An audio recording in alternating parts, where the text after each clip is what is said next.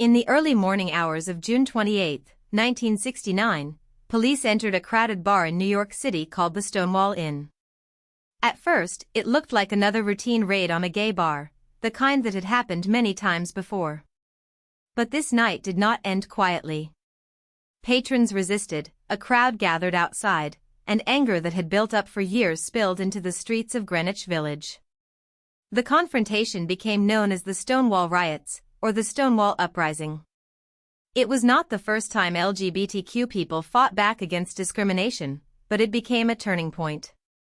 Stonewall helped shift the movement from quiet appeals for acceptance toward visible, public demands for rights, safety, and dignity. To understand why Stonewall mattered, it is important to understand the world LGBTQ Americans lived in during the 1950s and 1960s. Same-sex relationships were criminalized in many places, and gay and lesbian people could lose jobs, housing, families, and reputations if they were exposed. Police departments treated queer gathering spaces as targets. Newspapers often printed names of people arrested in raids, turning a night out into public humiliation. Medical and legal institutions also reinforced stigma, portraying homosexuality as a disorder or a threat. For many people, hiding was not just a preference, it was a survival strategy. Stonewall erupted in a society where government power, social shame, and everyday violence all worked together to keep LGBTQ people invisible. Before Stonewall, there were already LGBTQ organizations in the United States, often called homophile groups. These groups tried to challenge discrimination, but they usually used careful, restrained tactics. They published newsletters, held small demonstrations, and argued that gay people could be respectable citizens who deserved fair treatment.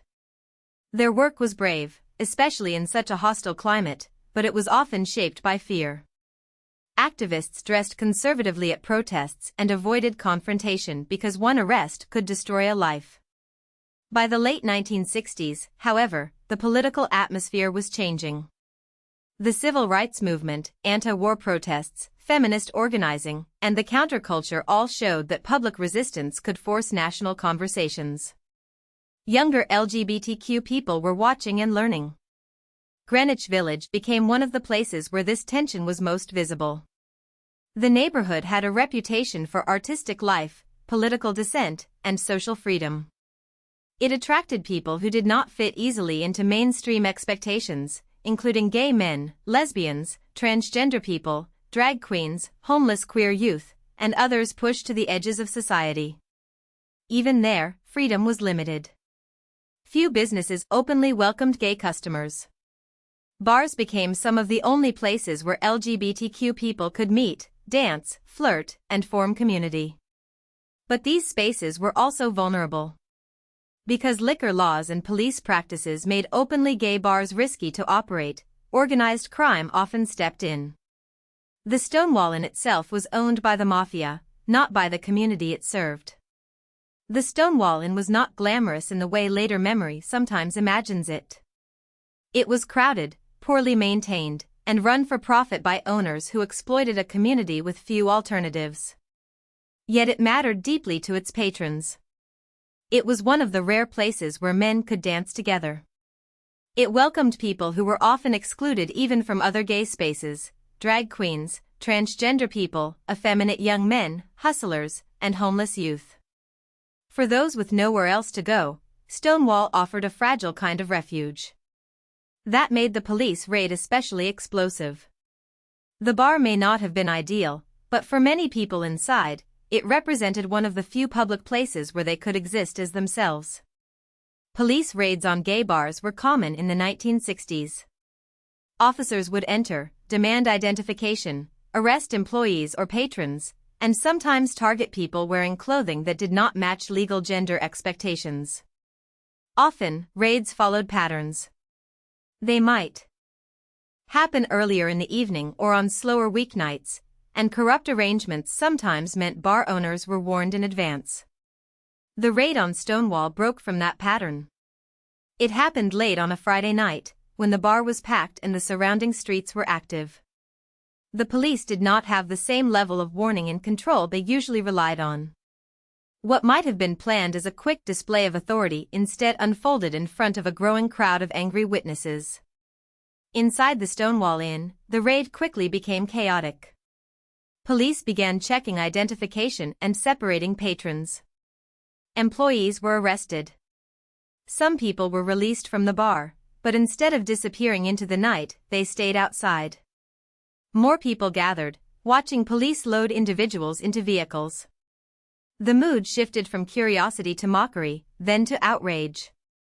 For years, queer people had endured raids, harassment, and humiliation with limited ability to fight back. That night, the usual script started to fail. Accounts differ on exactly which moment sparked the first major confrontation, but the larger truth is clear: people were tired. A crowd that police expected to intimidate instead became defiant, and officers found themselves losing control of the street. The uprising outside Stonewall was not a neat, single event. It was a messy street confrontation driven by anger, fear, humor, courage, and exhaustion. People shouted at police, threw objects, and resisted being pushed back. Some officers retreated into the bar as the crowd grew more intense.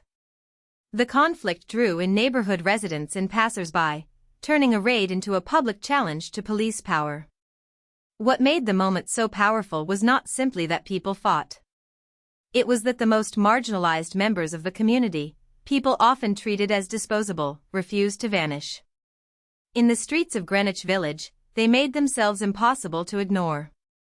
Stonewall became a symbol because resistance happened openly, collectively, and in public view. The unrest did not end when the first night ended. Protests continued the next evening and flared again over several nights. This mattered because it showed that Stonewall was not just a spontaneous burst of anger, it became a sustained challenge.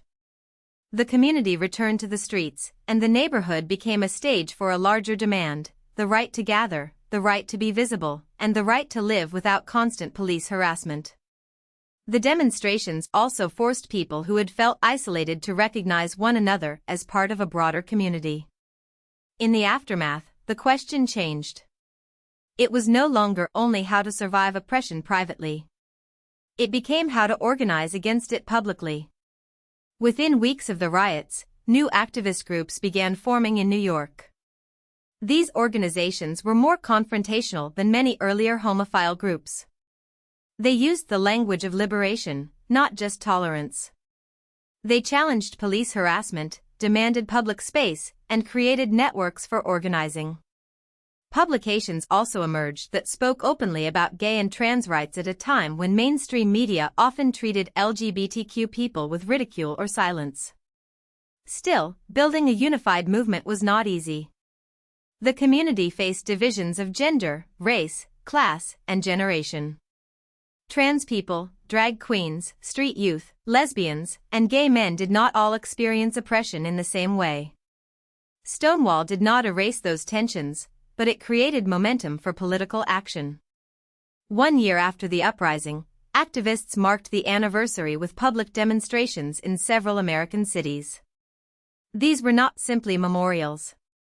They were acts of visibility.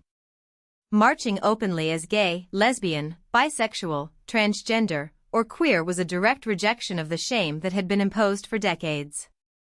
Over time, those anniversary marches grew into what many people now know as pride parades.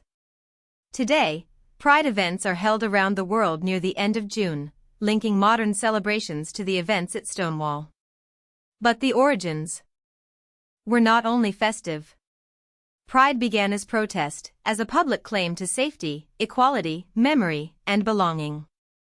The parade route carries the echo of streets once filled with resistance. The legacy of Stonewall is powerful, but it is also often simplified.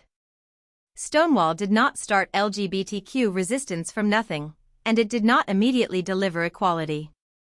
Many activists had worked for years before 1969, and many struggles continued afterward, including battles over employment, policing, healthcare, family rights, HIV and AIDS, and legal recognition.